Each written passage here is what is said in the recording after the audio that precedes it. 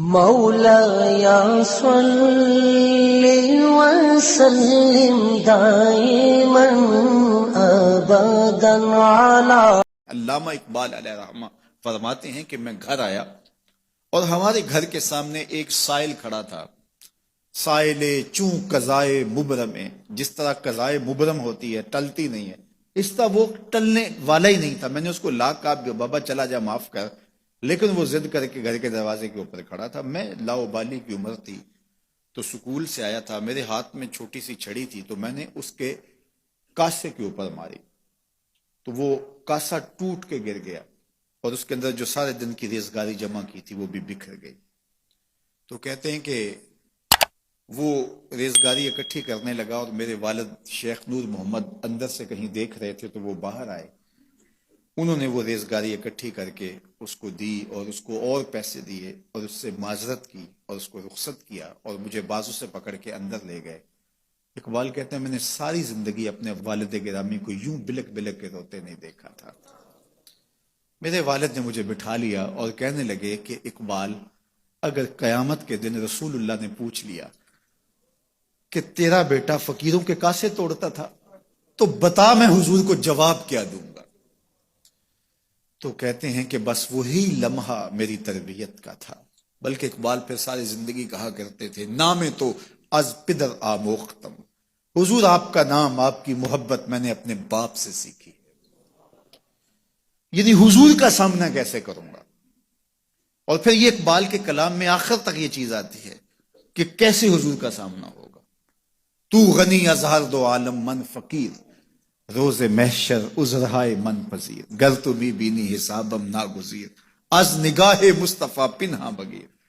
اقبال بھی پھر آخر میں دعا کرتے ہوئے اللہ کی بارگاہ میں عرض گزار ہوتا ہے، مالک تو غنی ہے، میں تیرا فقیر بندہ ہوں، تو مجھے یوں ہی معاف کر دے، میرا حساب نہ لینا. لیکن اگر میرا حساب لینا بڑا ضروری بھی ہوا تو یہ مہربانی کرنا حضور کے سامنے نہ لینا، میں حضور کو کیا منہ دکھاؤں گا. تو یہ فکر ملی کہاں سے؟ یہ باپ کی تربیت سے ملی، یہ ماں کی آغوش سے ملی. تو یہ ماں باپ کی ذمہ داری ہے کہ بیٹا جب کسی کا دل توڑے، جب کسی سے زیادتی کرے تو باپ وہیں اس کا راستہ روکے. اور ایک فقیر کا لاؤبالی پن کے اندر کاسا توڑ دیا اور باپ نے پھر ایسی تربیت کی کہ اقبال ساری زندگی لوگوں کے دل جوڑتا رہا، ساری زندگی بتاتا رہا کہ انسان کی اصل صورت کیا ہوتی ہے. دل نہیں شاعر کا ہے کیفیتوں کی رستخیز، کیا بتاؤں کہ درون سینہ کیا رکھتا ہوں میں، در غم دیگر بسوزو دیگر آرا ہم بسوز، گفت مت روشن حدیث گر توانی دار ہوش، کہہ گئے ہیں شاعری جزویست از پیغمبری، ہاں سنا دے پڑھ کے ان کو پیغام سروش. وہ کہتا ہے دوسروں کے غم میں جلنا اور پھر اس غم کو جہان میں پھیلا دینا، اسی کا نام شاعری ہے. پھر اقبال نے وکری شاعری کی، شاعر تو اور بھی ہیں، لیکن اقبال کہتا ہے شاعری از مثنوی مقصود نیست، بت فروشی بت گری مقصود نیست، کشتائے انداز ملا جامیم، نظم و نثر او علاج خامیم. وہ کہتا ہے کہ میں یہ بت نہیں بنا رہا کہ یہ غزلیں تراش کے اور یہ نظمیں تراش کے لوگوں سے داد وصول کرو. بلکہ کسی نے اقبال کو کہا یار کوئی غزل تو سناؤ، تو اقبال رو پڑا، کہا حضور میں اپنے شعروں کی داد قیامت کے دن آپ سے ہی لوں گا. یارا مرا غزل خانے شمردن، یاروں نے تو مجھے غزل خان سمجھ لیا، میرا تو مقصد ہی اور ہے. بلکہ ان شعراء پہ تنقید اقبال نے کی. عشق و مستی کا جنازہ ہے تخیل ان کے اندیشہ تاریخ میں قوموں کے مزار، چشم آدم سے چھپاتے ہیں مقامات بلند، کرتے ہیں روح کو خوابیدہ بدن کو بیدار. ہند کے شاعروں صورت گرو افسانہ نویس، آہ بیچاروں کے اعصاب پہ عورت ہے سوار.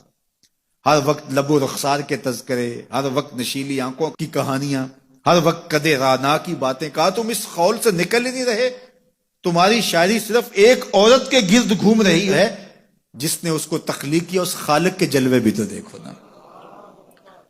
تو اقبال پھر اقبال بنتا ہے اور اس کو یہ شعور، یہ آگہی، یہ نور ملتا کہاں سے ہے؟ یہ باپ سکھاتا ہے. باپ کے بعد پھر مولوی میر حسن ملتا ہے جو استاد اقبال کو اقبال بنا دیتا ہے. تو یہ ماحول انسان کو سکھاتا ہے.